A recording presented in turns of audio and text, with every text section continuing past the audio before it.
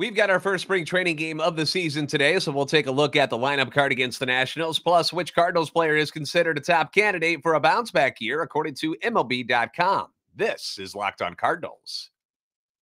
You are Locked On Cardinals, your daily St. Louis Cardinals podcast, part of the Locked On Podcast Network, your team every day.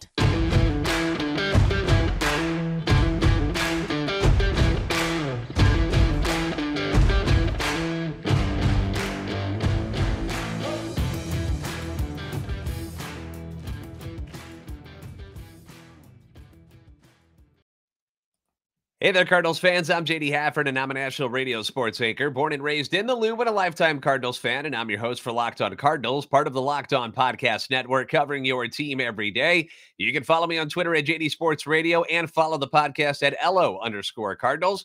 I want to thank those of you who make Locked On Cardinals your first listen every day. We are free and available wherever you get your podcast. You can go to iTunes, Spotify, Google Podcast, also on YouTube. Make sure you like and subscribe if you do go over to the YouTube page, and comment. That way you can interact with us. Hit the notification button so you know when new episodes are posted. This is a show serving Cardinal Nation and giving the best fans in baseball all of the info about the birds on the bat. This episode is brought to you by FanDuel Sportsbook, the official sportsbook of Locked On. Make every moment more. Visit FanDuel.com/LockedOn today to get started. It's time for some baseball. I've got my Fredbird coffee mug set to go. Been drinking out of it all morning. The Cardinals begin their Grapefruit spring training game scheduled today when they battle the Washington Nationals. It'll be a noon St. Louis time start at Roger Dean Stadium in Florida. And we've got the lineup card here for us to take a gander at. So we're going to post this up here. We'll take a look at it real quick to make sure. Got to get it set up here. Should have had this loaded for you guys at the beginning of all this but all right, here we go. Lineup card coming your way on YouTube right now. But leading off today, it's going to be the shortstop, Tommy Edman. All right, there you go. Lineup card's up on YouTube. Leading off, you've got Tommy Two Bags Edman. Batting second and in center field is Tyler O'Neill. Yes, I said center field. Batting third and playing first base, your reigning NL MVP, Paul Goldschmidt. Batting cleanup and manning the hot corner is Mr. Platinum Glove himself, Nolan Arenado. Batting fifth and catching, the big offseason snag for Mo and company. And according to Baseball Reference, his page there, his nickname is Willie the Beast. Okay. Willie the Beast Contreras, batting fifth today. Batting sixth in right field is the bigger, beefier Dylan Carlson. Batting seventh and in left field is Lars Nootbaar, but you can call him Newt for short. Now, before I say this next one, please refrain from throwing any garbage at your screen or booing mercilessly, because it's spring training and it's not worth getting all worked up about. But batting eighth and DHing, Paul DeJong. And then in the 9-hole and playing second base, you have the reigning utility Gold Glove winner and Rookie of the Year finalist Brendan Donovan. On the mound, beginning his 18th and final season in the major leagues, is the three-time All-Star, two-time Gold Glove winner, one-time Silver Slugger winner, and future Cardinals Hall of Famer Adam Wainwright. So let's talk about the lineup today against left-handed pitcher Mackenzie Gore, who is throwing today for the Washington Nationals. He gets a start. He was part of the big trade for Juan Soto last year. Once again, game one of spring training, so let's not freak out about things. This is not a finished product, and there will be plenty of movement with guys in and out of the lineup throughout the year. But let's start at the top with Tommy Edman. Switch hitter, great speed. Hasn't really been a great leadoff hitter so far in his career. He's actually thrived more in the number 2 spot or even at the bottom of the lineup. I wish he'd walk more. That's my hope for Tommy Edman in 2023. If they are going to stick with him at the top of the lineup, he's got to take more pitches. He's got to walk more. Got to get on base more, plain and simple. Tommy is an aggressive hitter, and if he had the patience of Brendan Donovan or Nootbaar, I think it would help him immensely as a leadoff hitter, so we'll see if that can happen this year. O'Neill in the 2 spot, great speed, great power. Perhaps he'll get more fastballs hitting in front of Goldschmidt instead of hitting behind Arenado like he did last year. Or he at the beginning of the year, too. Wasn't he batting cleanup? It was, wasn't it Goldie second, and then Arenado, and then O'Neill, if memory serves. But either way, he wasn't batting in front of these guys. He was behind them usually. So I like him there. But if those whiff totals continue to rise this year and keep mounting, he will not stay in that number 2 spot because your number 2 guy, you want him to be able to put the ball in play more regularly. Goldie at number 3, why not? Just won an MVP there last year in front of Arenado, who is your cleanup guy again. But this time, you've got Contreras batting behind him, which could lead to massive RBI totals for Willie the Beast, if that's what we're going to call him. I don't know. I don't know if I like that or not. Could see a lot of Goldie and Arenado on the base pass in front of him.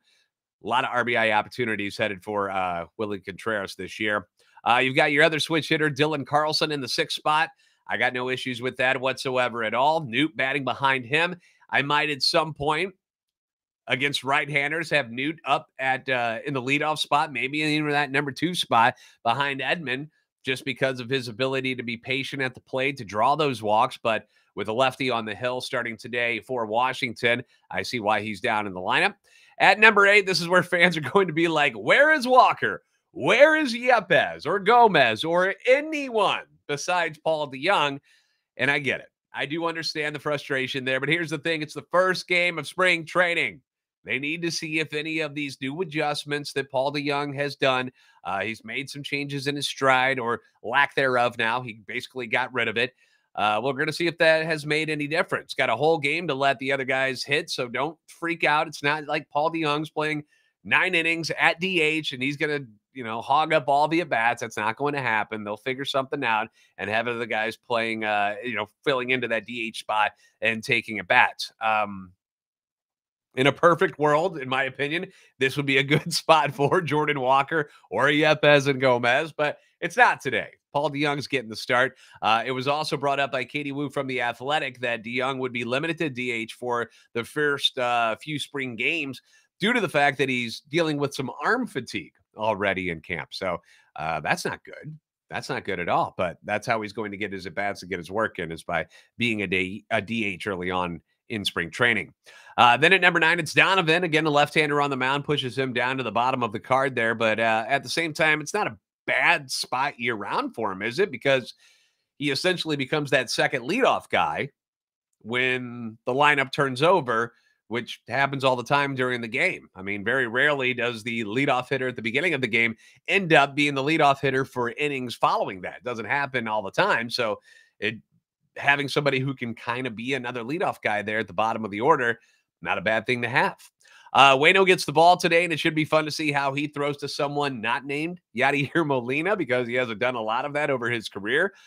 With Waino also prepping for the World Baseball Classic, he's a bit ahead of schedule. So I read that he might go 2, maybe even 3 innings today if the pitch count allows it. Then in the bullpen today, you've got Jake Woodford, Cody Whitley, James Nail, Zach Thompson, Packy Naughton, and Genesis Cabrera, all available. 3 lefties, 3 righties. I'm very much intrigued about Zach Thompson. I was reading about him hitting close to and maybe sometimes triple digits already. I mean, talk about huge upside. I know we've thought about Zach Thompson being a starter at some point, and that could still happen. This year, though, the rotation seems pretty full, barring any injuries. So Zach coming out of the pen, being able to throw smoke like that, that's not bad at all. Looks like he's going to be a big piece of this bullpen puzzle this year. Genesis Cabrera, is he all situated and got everything figured out going into this season? First half, pretty good last year. Second half, an implosion, ends up in Memphis.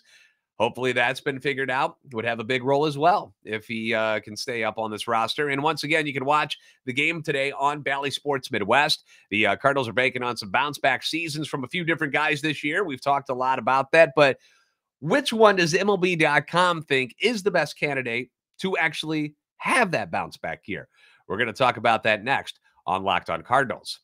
Now, if you're looking for a delicious treat, but you don't want all the fat and all the calories and all the sugar that candy bars and some protein bars actually have in them, then go get a Built Bar. That's what you got to do.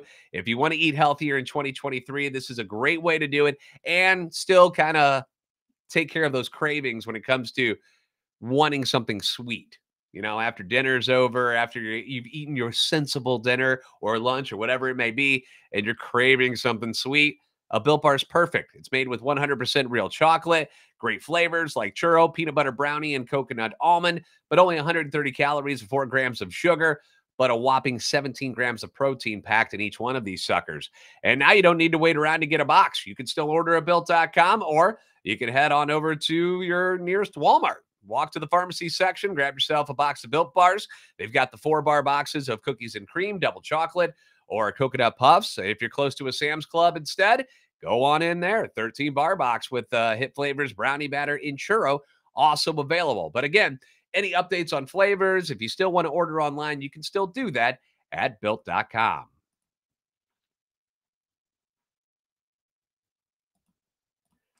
Thanks for making Locked On Cardinals your first listen every day. Now make Locked On MLB Prospects your next visit. Host Lindsey Crosby is a prospect encyclopedia, and he's going deep on the MLB stars of tomorrow. It's free and available wherever you get podcasts.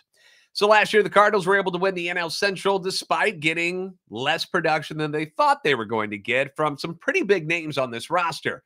Names that they were counting on when the season began, yet the team still persevered. Names like Jack Flaherty, Drew Verhagen, Genesis Cabrera, who I mentioned, Paul DeJong, any of the catchers, none of them did much of anything at the plate. Dylan Carlson, Harrison Bader, Tyler O'Neill, all of these names were going to be key cogs into last year's team, and a lot of them underperformed or got traded in Harrison Bader's case. And one of those players has been listed by MLB.com as one of their top 5 hitters, poised to bounce back in 2023.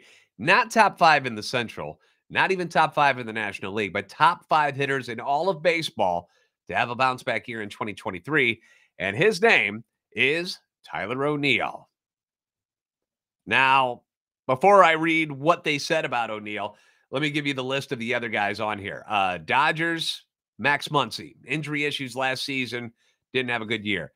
Former Red and now Philly, and Jake Woodford's best bud, Nick Castellanos, who hit just 13 home runs last year, had an ugly 694 OPS after signing that $20 million a year deal with Philadelphia. Also on the list, another former Red, Jesse Winker, who was with the Mariners and is now with the Brewers, so he's back in the division. He dealt with knee and neck issues last year, which may have attributed to his down year, although both Castellanos and Winker leaving the friendly confines of Great American Ballpark in Cincinnati may also have had something to do with that, but I digress. And Angels first baseman Jared Walsh, who dealt with thoracic outlet syndrome last year. That would be a reason why he had a down year. But as far as Tyler O'Neill goes, MLB.com's Thomas Harrigan did this write-up, said, O'Neill was one of the best all-around players in the majors in 2021, joining Ronald Acuna Jr., Shohei Ohtani, and Fernando Tatis Jr. as the only qualifiers to rank in the 90th percentile or better in both expected weighted on-base average, which is based on the quality of contact, strikeouts, and walks, and sprint speed. O'Neill finished 8th in NL MVP voting after hitting .286 with 34 home runs, 15 steals, and a .912 OPS over 138 games, though he regressed with the bat last season and slashed just .228 with a .308 on-base percentage and a .392 slugging percentage. The 27-year-old outfielder still flashed above-average skills in a variety of areas, while making notable strides in improving his plate discipline and lowering his strikeout rate. And after missing significant time in the first half of last season with a right shoulder impingement and a left hamstring strain, he started to look much closer to his 2021 self down the stretch. O'Neill recorded a 387 expected weight on base average over his final 31 games, which was roughly 1/3 of his season, while socking 8 dingers in that span before another left hamstring injury stalled him in mid-September. In addition to his injury misfortune, he dealt with some poor luck at the plate, tying for the 22nd largest gap, which was 24 points, between his expected weight on base average, which was 331, and then his actual weighted on base average of 307. O'Neill doesn't have a long track record of success outside of 2021, but he's due for an uptick in production this season. Now we know that I am a big proponent of Tyler O'Neill. And Tyler O'Neill, when he connects with the ball, he hits it pretty friggin' hard. All right, he just does. O'Neill ranks well above average in exit velocity, hard hit percentage, barrel percentage, expected slugging, walk percentage. You might not think he walks all that much, but because he strikes out so much that you don't notice the walks, but he does walk well. He's got a good eye. He just swings and misses. He misses the ball sometimes. The dude's got skills, though. And the problem is he's got to stay on the field to use them. That's the bottom line. When he plays, he's very good. When he's hurt and he's not on the field, he's no good to anybody, plain and simple. As a big-time ONeill fan, I love his skill set. He doesn't hit for a lot of average, which, whatever these days, right? Not a big deal. So hitting the contact, not really his thing. But the other tools, he's elite. He's elite at the other four tools of a ball player: power, speed, his arm, his defense. If he gets 500 bats this year, he's going to be a force in this lineup. And I hope he and all of the guys that we named before who play for the Cardinals can become those necessary additions to push this team to a level that they weren't able to accomplish through free agency this year. They didn't want to spend the money. It was too much. They got Contreras, the one thing that they absolutely had to go out and get. And now they're banking on a lot of these guys who have come up through the ranks as very highly anticipated prospects that have a lot of skills, have been able to do things at the major league level before. You know, those guys I named: Jack Flaherty, ONeill, Carlson, even Genesis Cabrera, who else? Drew Verhagen. They've all had success at the major league level. So we know that they can do it. Now we just got to see them do it after having down years in 2022. So if this team's going to win anything, if they're going to win anything, whether it's the division, hopefully going further in the playoffs, and obviously a World Series, you're going to need a Tyler O'Neill, or at least a Tyler O'Neill or a Dylan Carlson, to have a bounce back here. You can't have both of them have off years again. You need one of them to come back to where they were before that. Hopefully they get both of them back to where they were in 2021. Up next, we're going to do some of your comments on the Hall of Fame candidates that were announced from the Cardinals. We'll do that next here on Locked On Cardinals. The second half of the NBA season has begun. Now is the perfect time to download FanDuel, America's #1 sports book, because new customers get a new no-sweat first bet up to $1,000. That's bonus bets back if your first bet doesn't win. All you got to do, download the FanDuel Sportsbook app, which is safe, secure, and easy to use, and you'll be able to bet on everything from the money line to point scores and three-pointers drained. I've told you I'm a fan of the smaller bets. How about the game last night between the Kings and the Clippers? Fourth highest scoring game in NBA history. What was the final? 176, 175 in double overtime. Just bonkers. Can you imagine if you bet on those points being scored, how much money you could have made? Crazy stuff right there. FanDuel will even let you combine your bets for a chance at bigger payouts with a same-game parlay. So don't miss the chance to get your no-sweat first bet up to $1,000 in bonus bets when you go to FanDuel.com/LockedOn. That's FanDuel.com/LockedOn to learn more. Make every moment more with FanDuel, an official sports betting partner of the NBA.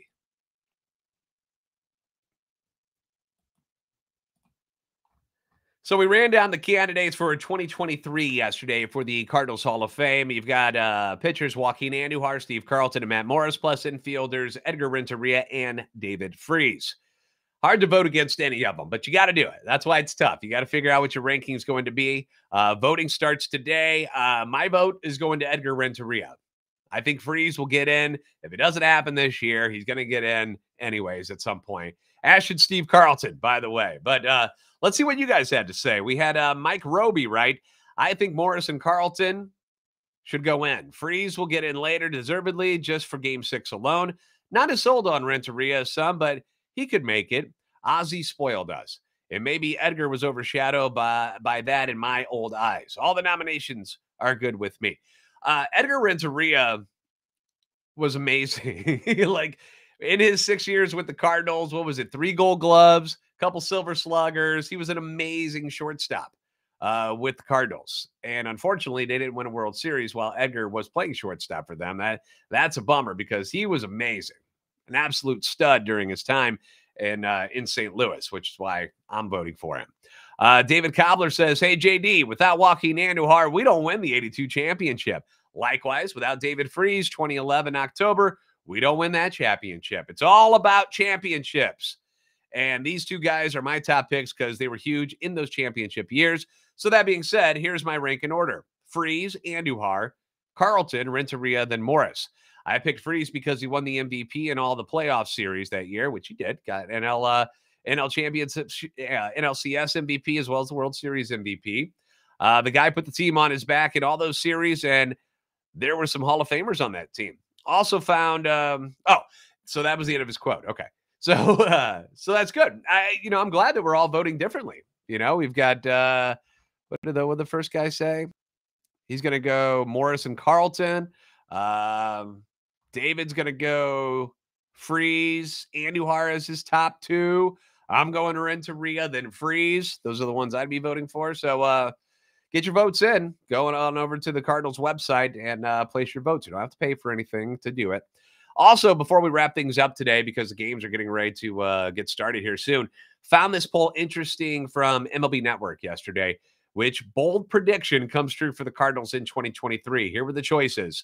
Number 1, O'Neill finishes top 5 in voting for the MVP.